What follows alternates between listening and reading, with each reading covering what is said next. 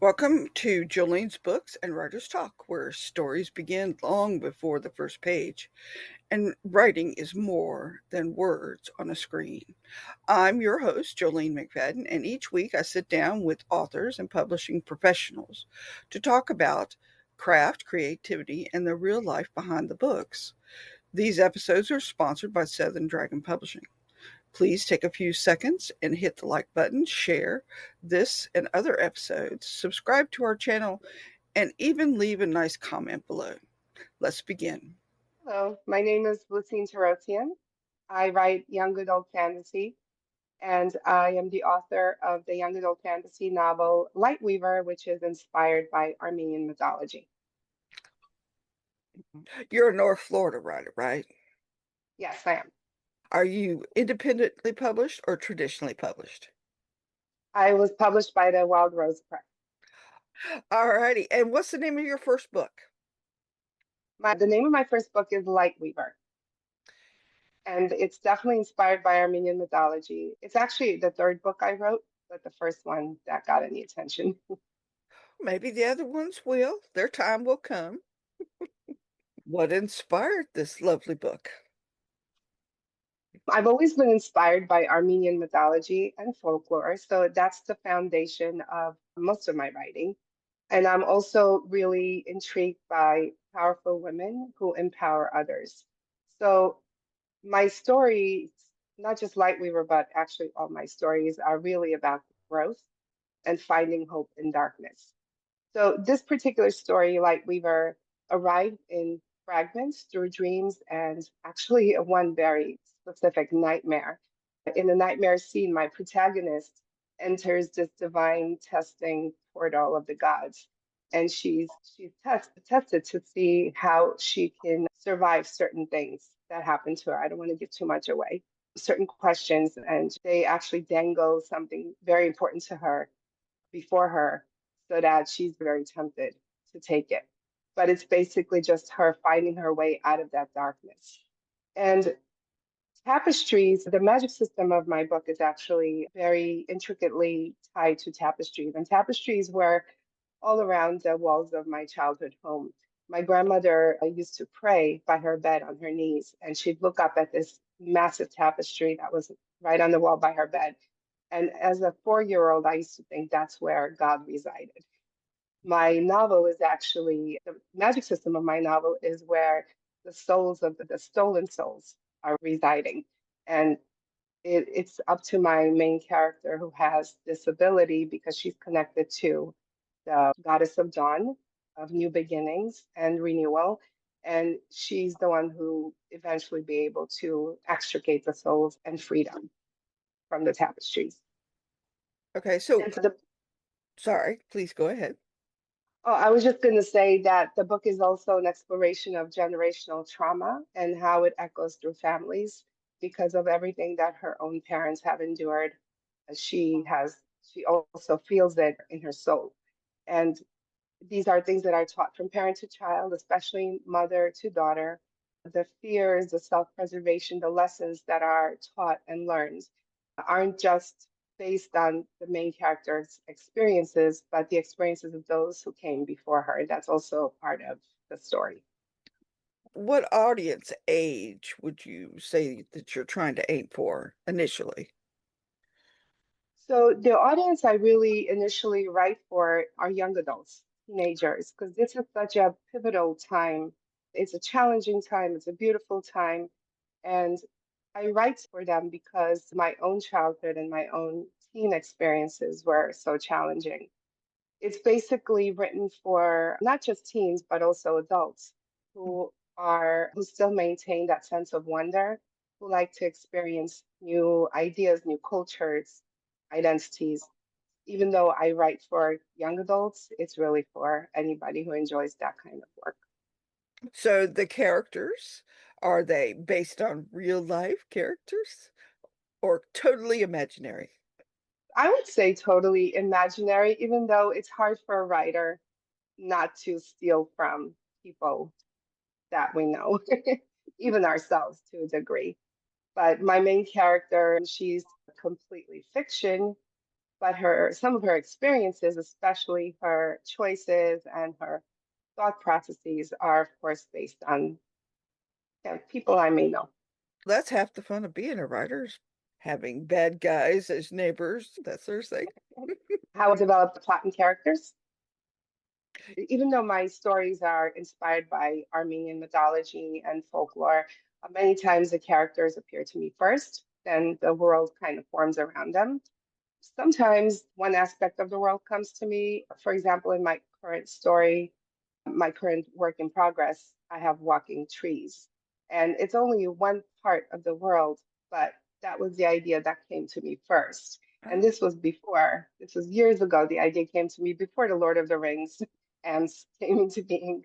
Sometimes that happens. And other times I like to blend mythology with some stories that I've heard as a child. For example, my current story, Lightweaver, we talked about the inspirations for that, but also I was inspired by the myths of the goddess of dawn, which was very difficult to research.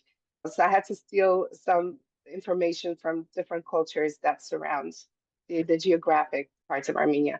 But also a story that I heard as a child about a woman whose lover swims across a channel to get to her every night, and she holds a light up to him, and that light is his guiding light so he can find her where she is on her island.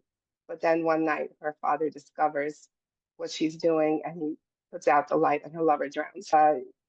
I'm taking pieces of stories like that to form my own reimagined mythology and tales.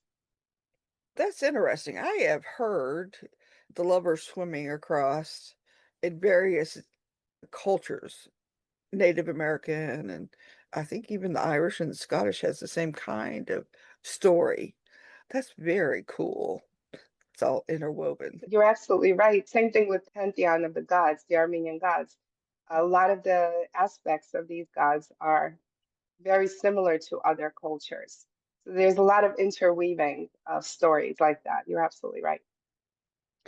They didn't grow up next to each other, but somehow these stories just got around. And what would you like to talk about next? We could talk about how I researched my book, Pantheon of the Gods. So I spent a long time researching Armenian mythology and folklore. Some of these stories I had grown up on, but others had heard bits and pieces of, and I just wanted to research some more. I expanded my research to include the Caucasus and the surrounding areas because Armenia is in the center of a lot of different cultures that have passed through. I also wanted to balance and respect the core spirit of the myths, even though I'm reimagining a lot of the storylines. For example, the goddess Anahit, she's been compared to different gods in different cultures. The Greek goddess Artemis is similar to Anahit, or Anahit has the same aspects as her, or the Roman Aphrodite, which includes fertility, motherhood, protection, which is what Anahit has. But Anahit is most closely related to the Persian Iranian goddess Anahita, who's associated with fertility, water protection. So Anahit plays a big role in Lightweaver. Also, the goddess of dawn, which was very difficult to find information on in the Armenian pantheon. There's maybe one or two mentions of her. I've always been fascinated with the goddess of dawn because it represents fresh beginnings, starting over. But because her information was so limited, I began researching other goddesses of dawn in the other cultures, like the Greek Eos and the Roman Aurora and the Vedic Ushas. I like the idea that these are the same attributes that are shared by them of renewal, new beginnings, hope, and promise, and transitioning from darkness to light, which is a major theme in Lightweaver.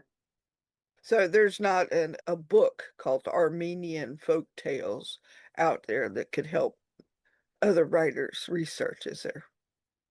There are books, and I have a few. Some of them are very academic, and others just have bits and pieces of the information because I was reading these books and articles online through a writer's eye to see what might inspire me for my storyline. I wasn't exactly doing research to stick to the mythology, and I have an author's note in the beginning of the story to let my readers know that this is inspired by mythology, but I am not sticking to specific mythologies because I wanted the story to be my own.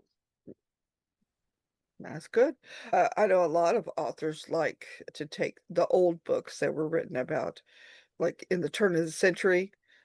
They seem to be a little bit more truer, maybe not quite as watered down as some of the newer books are, and then pick and choose what they like about it and don't like about it. Say there's a lot of modern themes that modern writers want to include in these Yes. ancient stories so that they feel more, even though they are old stories, they have a new, more modern eye on it.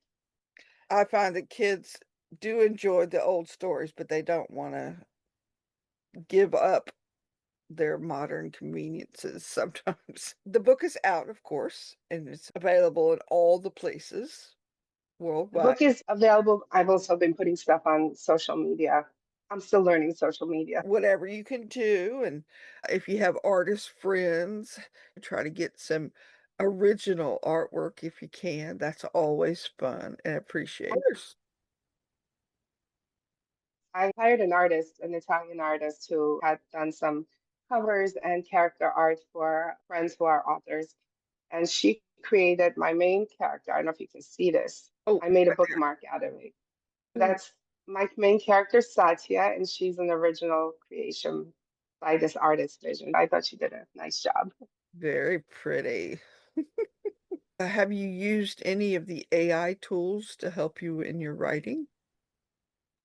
I dabbled in trying to learn marketing with AI. I used AI to help me plan out how to market reels and create posters because that's something new for me. I'm not very good at selling myself.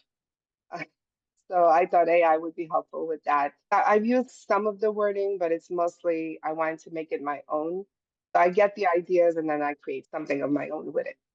AI is very good about giving you hashtags that are relevant to your genre and your book title and your description. That's what I usually do. I throw in as much information about my story as I feel comfortable with and what genre I think it is and who I'm aiming for. And I say, please give me a list of the top 10 hashtags and SEO words because sometimes they're not the same and you use them different to use in my postings on my website and on my social media. And it'll go through and you just use the ones you like. So Good idea. it helps bring all of your efforts together if you use a combination of different top 10 and then just switch them between each of your posts, but try to use the same one at least once in each. That's a good idea. I should try that. It helps the algorithm to help people find other of your posts once they find the first one. And if you use at least one, you don't have to do all of them the same because then you just drive yourself crazy. But if you do one throughout the whole thing, like your name or the title of the book or the genre or whatever, each time when they go to search for that particular hashtag, all of your videos pop up or all of your posts pop up on that platform. Oh, good to know. I haven't done that. I need to do that. Just add it to your posting calendar. It helps. I have a document on my desktop, so when I go to post it, this is the title, this is the description, these are like the 30-second elevator pitch. I use these hashtags, not just keep it with the book. This old brain just too much happening up there. It's true. Same with me. Let's do one more question and then I'll ask you about writer's advice. Okay. We could do the what's my favorite drink while I'm working. Cool. So my favorite writing drink is definitely Armenian coffee. It's black unfiltered coffee. Some people put a little bit of sugar in it. I do not. It's not just my creative drink, but it's also a ritual. Armenian coffee is actually connected to my heritage through the way that it's prepared. For example, it's unfiltered, powdery black coffee, and you mix it with water in this. pot called a jezve. I don't know if you can see like. Oh, nice. And then you simmer it until it rises and it creates this nice foamy top. And a lot of the time, in my family anyway, after we drank the coffee, we would turn over the cup on the saucer and wait for the ground to dry. And then it get all these patterns and symbols. It's like tea leaf reading. And I grew up on this. My grandmother used to read my cup. My mother used to read my cup for fun, read it for my daughters. I don't put too much emphasis on the meanings. It's more about a conversation and getting to know about each other. Anyway, in terms of my creative fuel, it connects me to my heritage while I'm drinking it. It's a process that I like to follow. It's like it's telling my brain, okay, it's time to work with this Armenian mythology and inspirations and get to work. So is this the first book in a series, or this is just going to be a standalone? This is going to be series. However, what I haven't decided on is my current book, which is in the same world but different characters. Mhm. And my characters are goddess vessels. So in Lightweaver, she's a goddess vessel of the goddess of dawn. In my current story that I'm writing, Sea Weaver, she's the goddess vessel of the gods of the sea. So it's more of like a thematic series. I may or may not write book two for Lightweaver. I'm playing around with that idea. Some of my ARC readers have asked me if I plan to do that. They want to see more of my main character, Satya, and her love interest, Ray. So I might do that later on once I'm done with Sea Weaver. Very cool. It's nice to have responses early. So the ARC readers, how did you come about getting those? I posted a reel on social media Hmm. and I asked for whoever's interested, and I had a sign up form. And quite a few people signed up Cool. to read the advanced book. I also signed up with Victory Editing, and they also posted my book and got quite a few people sign up. The reviews are trickling in on Goodreads, and I'm getting some really good feedback. Excellent. I've done some ARC reads for people too. And I try to wait until it's closer to the time of the pre-order because one lady sent me an ARC for her book that's not being published until September. I said, girl, I'll put it on my calendar the week before. So we'll see how that goes. So, what is your experience with Wild Rose Press so far? Great. I really love my editor, Nan. She's been wonderful in catching inconsistencies and a lot of copy editing, grammatical things that she caught.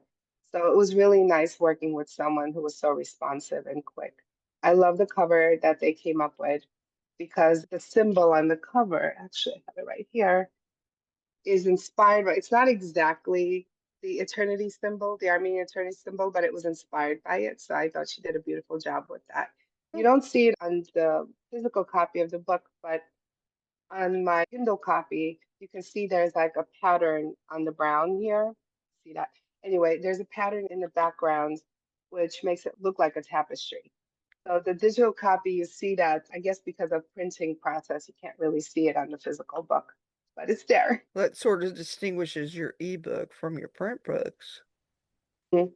because Yeah, you you're get right. depth. It Cool. does give it the look of an old journal, the physical book too. So I like that. Yes, that's very cool. That seems to be the trend, especially for fantasy, is you know, timey leather, cowhide kind of stuff with the nice jeweled tones. I love jeweled tones. I think they look nice on books, but that's just me. Would you recommend the Wild Rose Press to a new and up and coming author? Absolutely. They gave me a chance to get my book out there, and I will forever be grateful for that. And it gave me the boost and confidence I needed to keep writing. So are they an actual traditionally or a hybrid? They're an actual traditional publisher. So they take care of the editing, the cover, they get the Mhm. publishing out. And how much of the marketing do they help you with? So the marketing is all on me. That was the only thing is that, and like many publishers nowadays, the marketing is really up to the author. So Yeah. I knew that from the beginning going in that I'm going to have to learn marketing, Well, which is fine. It's been a learning curve, but it's been interesting. that sounds very nice. I know you're right. Most of the bigger publishers, unless you're like Nora Roberts or somebody like that, they're not going to do a whole lot of the publishing other than making sure it's where it's supposed to be. Do you Definitely. have a newsletter that you would like people to sign up for? I do. I have a monthly newsletter that I send out, and it's a lot of the time it's basically parts of my research and things that inspired certain stories I'm writing. So if anyone's interested, I do have a newsletter sign up on my website. On the website. I ask this of everybody, all my authors or whatever. What would be your top two tips or three tips to give to new and up and coming writers about the writing business? Not necessarily form and function and grammar and that sort of, but what have you found so far that's helped you keep going? One advice I have is to write the stories you need to hear now or needed to hear when you were younger. I think that's really important because sometimes that specific story isn't out there yet, and it's up to you to put it out there. And to remember that storytelling is one of our oldest traditions. We're all part of this ancient, ongoing conversation. Keep writing what interests you. Don't try to follow any trends. And you'll come up with something unique and different that people will appreciate. Very good advice. And young people and older people like me need to hear it more and more. So do your thing, not anybody else. I know we call you Loretta in the group. Is that okay? Or That's fine. That's my name, Lusine, the same last name. My pen name is Lusine Torossian. It's actually pronounced Lusine in Armenian, and it was my grandmother's name. And I was called Lucina all my life, up to my teenage years. And once I started school here in America, they used my legal name. So Loretta is my legal name, but I use Lucina for my writing. I want to And thank you so much. I hope you enjoyed yourself. And appreciate that. Thank you so much for hosting me. you've been listening to Jolene's Books and Writers Talk. You'll find links to my guests, their books, and additional resources in the show notes. If this conversation inspired you, follow or subscribe wherever you listen. And join me again next week for another journey into the world of writing.